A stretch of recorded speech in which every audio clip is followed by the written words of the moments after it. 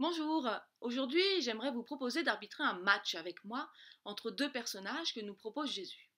À ma droite, une veuve, pas toute jeune, sans ressources qui souhaite absolument faire un don à une association de manière totalement déraisonnable par rapport à sa grande misère.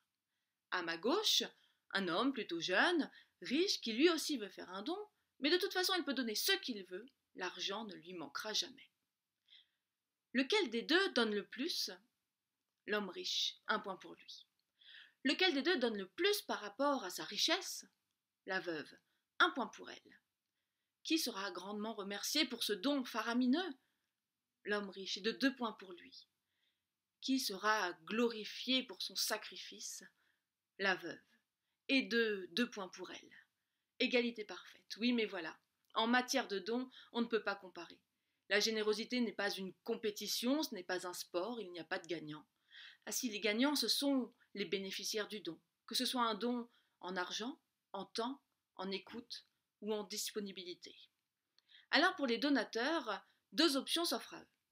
Faire comme le riche, donner de son superflu, et c'est déjà beaucoup, et je ne lui jetterai certainement pas la première pierre.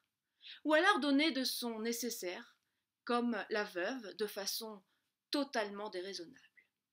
Nécessaire, superflu. Finalement, le riche et la veuve ont fait un choix. Ils ont fait le choix de donner pour la vie. Ils ont choisi la vie, mais pas leur vie.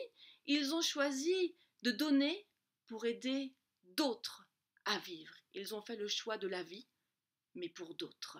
Et nous, quel choix faisons-nous?